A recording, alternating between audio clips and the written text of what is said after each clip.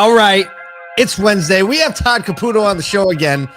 Air traffic is stopped. We're going to figure out how many EV chargers we need in the year 2030, and whatever else happens to come up in the next 12 to 15 minutes, you're going to get that. Everywhere I go, people really want to know who I is and who I be. They stop and stare when they see me. So it's been a wild Wednesday already. Kyle is on the ground in Phoenix because we were at an NCM 20 group with David Kane yesterday and the day before. He was flying out this morning. I flew home yesterday, and he texted me saying every flight across the U.S. is stopped fully. And, you know, the first thing that comes to mind is like, is there a problem? Right? Like not like a computer problem, like a real problem. And, you know, the U.S. was pretty quick to say it's not a cyber attack, but their system called NOTAM, which alerts pilots and crew to safety advisories, went down. Like one piece of software went down for the FAA, and they stopped everything. And it represents over 21,000 flights scheduled today, 2.9 million people moving around the country. And then we just got word before we hit like live stream that they're starting to resume some flights. So your wife is not home right now, right? So yeah, I was up in New York with my wife. I got home last night late. I'm glad I got here. I'm glad I got back to North Carolina. So she's supposed to fly in tonight. We'll see what happens. But yeah, no doubt. I wonder, do you think insurance companies insure stuff like this for airlines when stuff like that happens? I mean, that's like if you buy the rare. flight insurance? Well, no, I mean, I'm talking for consumers. I'm talking about for the airlines themselves. I wonder if they have insurance for stuff like that. I'm curious. I think that would be expensive. Because it's a really random, odd thing where every flight in the country is canceled. Yeah. I mean, the odds are pretty low. I don't know. Let's see. I'm thinking like an insurance salesman. Oh, like an actuary. Maybe we can sell some. I don't think anyone's lining up to insure. Well, don't know. It's business interruption insurance, really, is what it is, right? I just wonder if that would be something that would be covered. I don't know. Yeah. Wow, that's a great question. But it's good to know that we know in the auto industry, so many people travel all the time, everywhere, all the time. So there are likely thousands of our brothers and sisters in the auto industry held up at airports right now, are going to be held up today. But you know what? That's just a little blip. Yeah. We can handle that. I wonder if it's private jets too. I'm going to guess yes. I would think so. Yeah, probably. I would think so. Yeah, probably. Yeah, I mean, like if the warning system is down and I'm in a private jet, I'm still probably like, yeah, maybe we could just hang out here for Paul, a minute. You're a SODU private jet that says a SODU down the side of it. That'll be the day. Yeah. That'll be the day. One day we'll do that. We need to move our people around. We need to move our people around. A couple other things going on. Obviously, we are teeing up very quickly heading towards NADA show, which is going to be full of just a lot of handshakes and hugs and new technologies and lots of stuff to learn. The opening party is going to have armadillo racing. I've never been a part of that, but the Asoto team is going to be there in full effect. Todd, you're going to be there. I'm going to be there. I can't wait. I don't miss you get in? I never miss it ever. I haven't missed it in 20 years. How many do you think you've gone to? 25. I don't miss it. I just don't. Yeah. Unless it's something crazy. It always amazes me how you randomly run into people in a show so big, but you and I have randomly run into each other at NADA. Just remember, you can always judge how good business is based on how many ice sculptures and parties there are at NADA. Is that the count? That is. So I remember like 2009, right? After the crash, yep. NADA, and those dealers that were there will remember, like there was nothing. Like, peanut butter and jelly sandwiches. Yeah. Yeah, it was PBJ and bologna and stuff like that, and like that was about it. Yeah. So, but then business got better, the parties get better, the ice sculptures come back. But yeah, this will be good. Dallas will be interesting. First time I don't ever remember being in Dallas before ever. No, I don't think so. Yeah, I'm looking forward to it. It's going to be great. It's going to be really good to see some people in the industry and good to see you and your team there. I can't wait. Yeah, likewise. And we're bringing a full team. We're bringing like 15 people, full production. You will see the pirate ship that is Asoto just kind of like stampeding its way around NADA. There's also a lot of ancillary events we're going to be a part of, events prior to the show open. So we're going to post a list of everywhere we'll be. I'm going to be teaching a workshop on Saturday. And so we're going to be everywhere and anywhere. I'm coming to your workshop then. What are you going to teach me? I'm coming. Well, how to build a recession-proof marketing strategy. Oh, perfect. Good. Yeah. And the thing is, like, I had to come up with that like 9 months ago. Because with NADA, typically Kyle and I are building presentations like as we're heading in to the place that we're speaking, because like we try to be as relevant as possible. But this one, NADA, you have to have your stuff in like 9 months in advance. It's all buttoned up. So it was like, we'll take a gamble, and the worst case scenario, a lot of the principles are very similar to just building a good marketing strategy in general. Absolutely. We'll do that. We have a fun question to answer today on the show. And I was really just looking for an excuse to use our little trigger pad from year-end extravaganza. So we're going to talk about how many EV chargers will it take to keep things rolling in the year 2030? In the year 2030. This is our little preparation track here. Good luck with that In one. the year 2030. Okay. The new question that a report from S&P Global Mobility is trying to answer is how many EV chargers will it take to keep things rolling in 2030 at the rate of EV adoption? There are currently about 160,000 chargers, about 17,000 Tesla Superchargers, 126 plus thousand of level 2 chargers, and about 10,000 level 3 chargers. These are public chargers that are around for anybody's use. There's about 1.9 million EVs on the road. Sold in 2022, or no, on the road currently. Sales accounted for 5.4% of all sales in 2022. So we see the rate of adoption increasing. There's an estimated rate of adoption of 40%, this report says, in 2030, and says the US will need to quadruple the number of chargers by 2025. So here's the progression. We have about 160,000 chargers on the ground now. By the year 2025, we need to quadruple the amount of chargers, and then 8x the amount of chargers by 2030, leading to 1.2 million level 2 chargers and 109,000 level 3 chargers by 2027. The whole thing is like ramping up on this curve. So in the end, all said and done, the answer to the question, S&P thinks we need 2.1 million level 2 chargers and 172,000 level 3 chargers. So that's a question. Yeah. You own an EV, right? I personally have a really hard time of thinking of any practicality of a level 2 charger when you're traveling, unless it's like somewhere where you can stay for quite a while. But what's your take on this? So what about the grid? That's the first thing that comes to my head. We can't, 3-4 weeks ago through the chargers.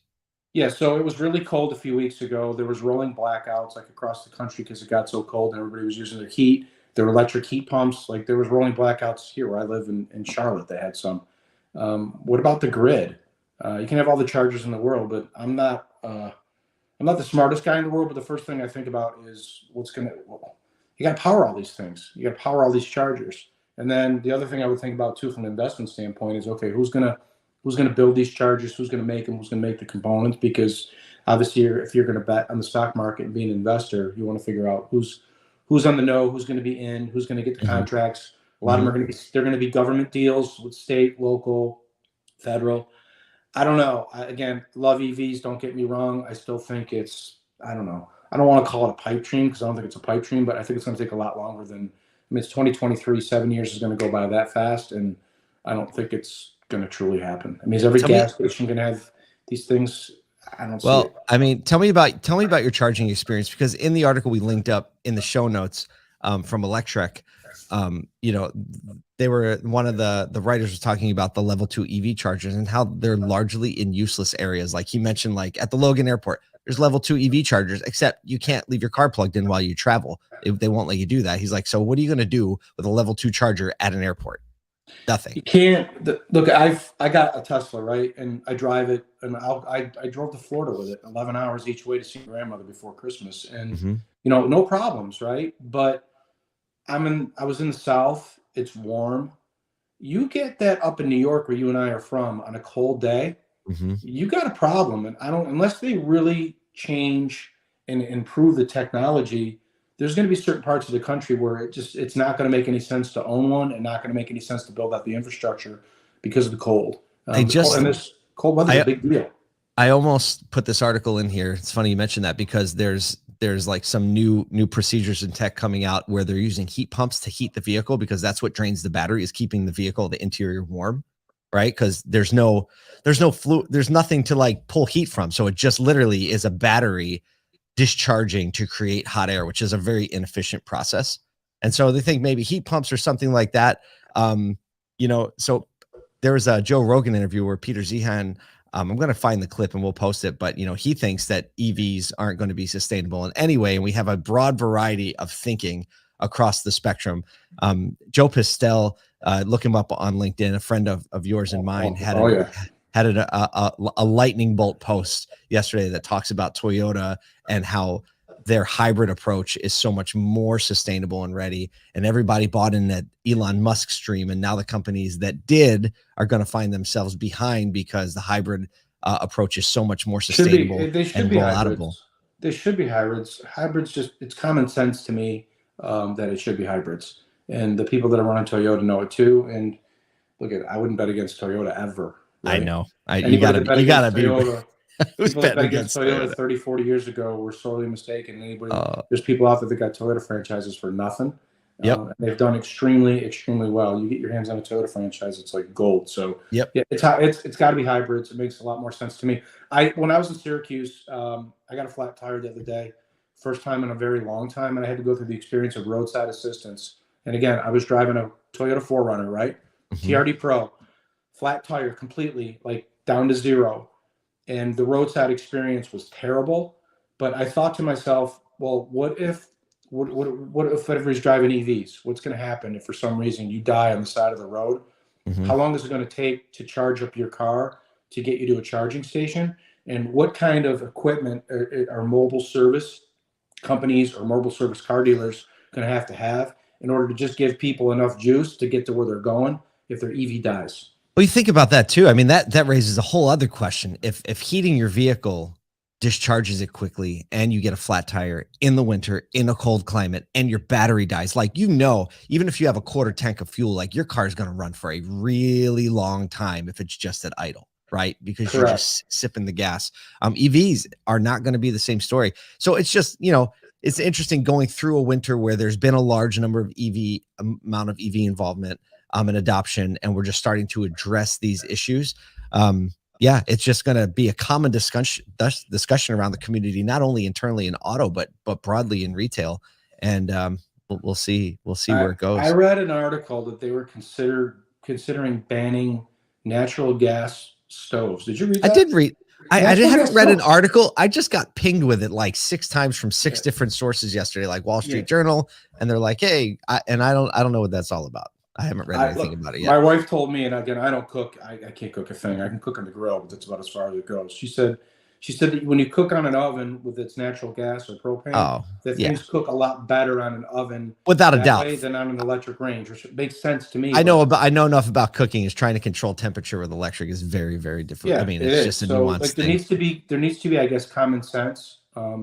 I think a more common sense approach is good. I am all for. They said it was for safety reasons is just in the notice that I saw. But I don't know. I think that the world has been doing okay with gas safety for like more than 100 years, right?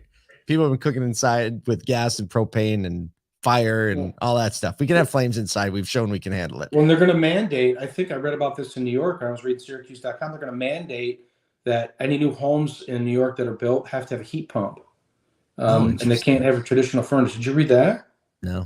Yeah, Google that one. Sounds about right. Well, look, it's the fun part of living in New York, really. Keeps you on your toes, second only to California. David Long, a good friend of ours, says, California is not for the faint of heart. Living here, I wouldn't recommend it. He goes, but here we go. It's like one of those things. Todd grew up in Syracuse, had a second generation dealer, if you didn't know. And, built a large used car operation, has a Chevy store, was acquired by Sonic Automotive a few years ago. And now he lives in North Carolina and still obviously once a dealer, always a dealer, gets to work with dealers all across the country. See my old Chevy hat? I know. It's the original one. That's the original blood. Chevy hat. I have the Chevy bow tie in my blood. So just want to hit a couple other quick news updates on EVs. You've probably seen this. We're not going to go too much into this. Todd, I want to see what's on your mind while we have a few minutes left. Rivian's having some shift in issues, according to a Wall Street Journal article. Several top executives, really long tenure ones, have recently left. Randy Frank, VP overseeing all their body engineering, as well as Steve Garwanski. He was the head of the supply chain. They were both there for a long time. Just late last year, Patrick Hunt, a senior strategy director, left. So obviously a lot of shakeup going there. Also, Tesla announced yesterday they're building a $775 million expansion on the $5.5 billion factory that they just made in Austin. A lot of things moving and shaking. I don't want to really hang on EVs too much longer because there's a whole other industry out of there. Speaking of the whole other industry. Segue. Just had to use the segue button at least once. Todd, you get to be in dealers all across the country. You pay attention to the news. You pay attention to the used car markets. What is at the top of mind? What seems to be coming up in conversations more than others? What's the dealers top got conversation? a lot of water. There's a lot of water right now in inventory, especially stuff that's over 30 days. I mean, the used car market, I read an article the other day, the market appreciated last year like 15%. I was 14.7%. Cox did an hour-long broadcast the other day about basically summarize 2022. I think there's water, and dealers are concerned about the water more than anything else. And there's inventory that just has to go. And I think that the next 6 months, we still need to hit bottom in the used car market. It'll happen. But if you don't have really, really, really good processes and you're not turning your inventory every 20 to 25 days and you're not running lean, you're going to have a problem. I do. Straight up. But there you go. We'll get through it. Car dealers for sure know how to figure out things, and we'll get through it. We always have, we always will. But I think that's top of mind more than anything else, is they're looking at vAuto or VinQ or whatever they use, and they're looking at their cost to market, and they're looking at the price to market, and they've got inventory in buckets now that are, you go 30 or 45 days or 60 days out, inventory that they own for 102, 103, 105% cost to market or more. Yeah. It's a problem. Yeah. Brian Kramer, who many of you know, and if you don't follow him, you should follow him on LinkedIn, because he releases a lot of great articles. A longtime dealer. He's with AccuTrade now. And basically he said, the used car appraisal process and how you buy cars is no longer like a straight line curve decision. He said it's more like an algorithm when you're pricing cars and acquiring cars. Like he said, it's just more complicated than it used to be. It's just more complicated than it used to be. It's more risky. It's more risky right now. It wasn't really risky last year when cars were going up. Oh, heck yeah. Whatever you wanted in a car, and you could either sell it to a retail customer or sell it on car offer or take it to the auction and make money with it. But now it's the opposite. So I think a lot of dealers are they're nervous, especially with more expensive cars, about really what to put in them, because nobody knows where the bottom is. When you don't know where the bottom is, it's not a good place to be. But again, you still got to make deals. You got to recondition cars really fast. You got to merchandise them properly, and you got to turn them really, really fast. There you go. So much complexity. But like you said, deals are figured out, because they always figure out. The question will be who figures it out first, because they're the ones that are going to disproportionately win. Let's go get Wednesday. Todd, thanks for joining us again. Yeah, and for all you flying, see you soon.